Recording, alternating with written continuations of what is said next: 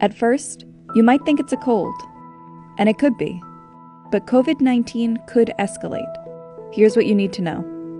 According to the World Health Organization China Joint Mission on COVID-19, as of February 20th, 80% of laboratory-confirmed cases were mild to moderate, 14% were severe, and 6% were critical. Just to be clear, a mild case of COVID-19 is not like a mild cold. The symptoms will still be pretty severe. Anything less than needing oxygen puts you in this category. Severe cases do need supplemental oxygen, and critical ones are defined by respiratory or multi-organ failure. The symptoms, treatments, and timelines of having the disease vary, depending on which category patients fall into. So let's break down what having COVID-19 looks like day to day for each level of severity. It can take as few as 2 or as many as 14 days after being exposed to the novel coronavirus for the first symptom to develop. This is when it might feel like a cold or the common flu. Many patients develop fevers early on.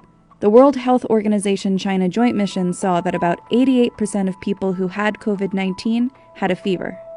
Another study out of China showed that while only 44% of patients had a fever on admission to a hospital, 89% eventually developed one. But there have been some cases that led with gastrointestinal symptoms. Diarrhea, nausea, vomiting, and/or abdominal discomfort may appear a couple of days before respiratory symptoms. This isn't the norm, though, because COVID-19 is a respiratory disease. That means for most patients, the virus will start and end with the lungs. In the early days of infection, the virus invades lung cells. Specifically, this can damage the cilia, the hair-like projections that move around to keep airways clear of mucus and debris. When cells get infected, they die and shed off, adding to the debris and hindering your body's ability to keep stuff out of the lungs and trachea. The inflammation causes damage, and damage causes more inflammation, and this cycle could continue until there's no healthy tissue left. And inflammation might explain why a dry cough is one of the most common symptoms. Same goes for shortness of breath and phlegm production. Other symptoms that can appear around this time are fatigue, sore throat, headache, joint or muscle pain, chills, and a runny nose. By day 5, patients with pre-existing conditions might find that they have trouble breathing, and it usually takes about 7 days for a person to go to a hospital. Mild cases, though, usually clear up by this time. But those with moderate to critical cases will have developed pneumonia, which can range from non-life-threatening to severe. Recovery time for these patients could be anywhere from a few days to weeks. For some severe and critical cases, though, symptoms can escalate into acute respiratory distress syndrome. ARDS is an illness that happens when fluid builds up in the lungs. Inflammation triggers a flood of immune cells that are meant to target the infection. They're usually isolated to infected areas, but sometimes the body goes overboard, which is when the immune cells start killing anything in their path, including healthy cells. ARDS is often fatal. In critical cases, it can lead to respiratory failure, requiring advanced life support, and this is most likely when patients head to the ICU. ARDS treatment includes supplemental oxygen and mechanical ventilation. The goal is to get more oxygen into the bloodstream, since the lungs can't.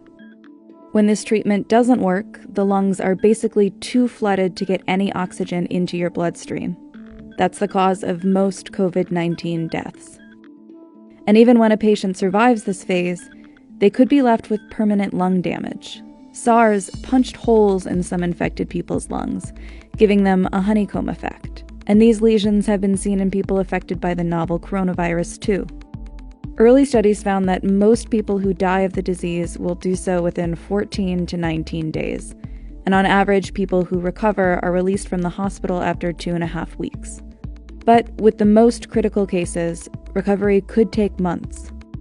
Once a patient is in the recovery period, it's possible that they could still be contagious. These people should work with their doctors and public health officials to determine when they're no longer a risk.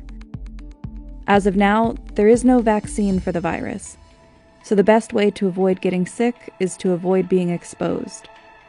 COVID-19 spreads easily from person to person through coughing and sneezing, So wash your hands often and avoid close contact with people who are sick. And clean and disinfect surfaces that you use daily. COVID-19 should be taken seriously, but most cases are survivable. So stay home, stay clean, and don't panic.